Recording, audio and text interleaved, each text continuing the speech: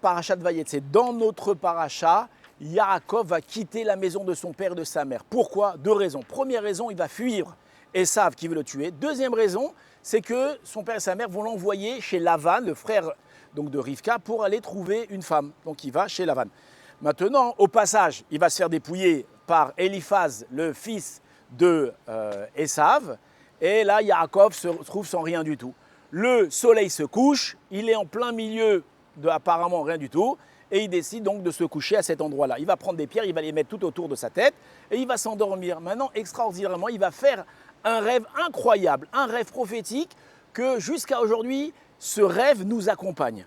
Et là, Hachem va se dévoiler à lui et va lui dévoiler des choses incroyables, une prophétie incroyable. Déjà, il va lui dire il va se présenter, que c'est le Dieu de Abraham et de Yitzhak.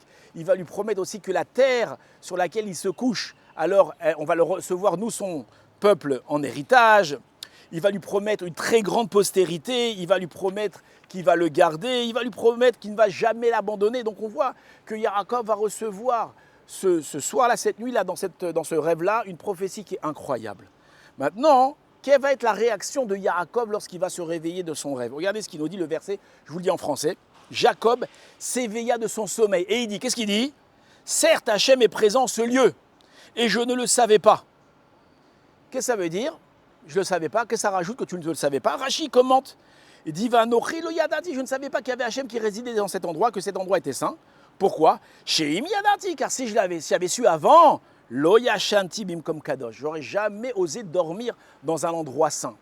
La question qu'on pose à Yaakov, dit comment tu n'aurais pas dormi dans un endroit saint? Tu te rends compte si tu n'avais pas dormi à cet endroit-là, la prophétie que tu aurais raté un dévoilement aussi incroyable. Hachem, il te parle, il te promet des choses incroyables. Tu aurais raté ça? Yaakov, quand même, bon, tu as transgressé une petite halakha, mais regarde ce que tu aurais perdu. Yaakov, ici, va nous enseigner une règle essentielle, une essentielle de vie. Yaakov, il nous dit, on ne fait pas des mitzvot en faisant des averot. Même si je vais perdre un grand bénéfice, une prophétie incroyable, ce n'est pas à cause de ça que je dois transgresser la moindre halakha du Shulchan Aruch. Il y a un interdit de dormir dans un endroit saint. On n'a pas le droit de dormir dans le Beth Amikdash, on n'a pas le droit de dormir dans une synagogue. Quelqu'un qui s'endort, c'est notre histoire, mais on n'a pas le droit de s'installer et dormir dans une synagogue ou dans un endroit saint. C'est interdit. Et donc, même si je vais perdre quelque chose, je vais perdre un très grand bénéfice, je ne dois pas transgresser la moindre halakha du Shulchan Aruch. Et ça, c'est une règle qu'on doit, comme on a dit, prendre pour nous. On ne fait pas des mitzvot en faisant des averot.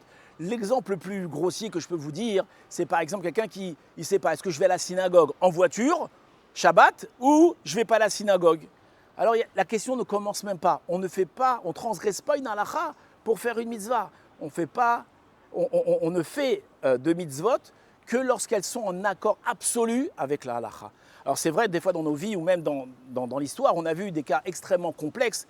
Alors là, les grands rabbinim des générations ont décidé que dans ce cas-là, est-ce qu'on pouvait être plus cool, moins cool? Mais une règle générale de vie qui doit nous accompagner à nous tous les jours, on ne fait pas de mitzvot si ça peut entraîner de faire des fautes d'Averot. Shabbat Shalom.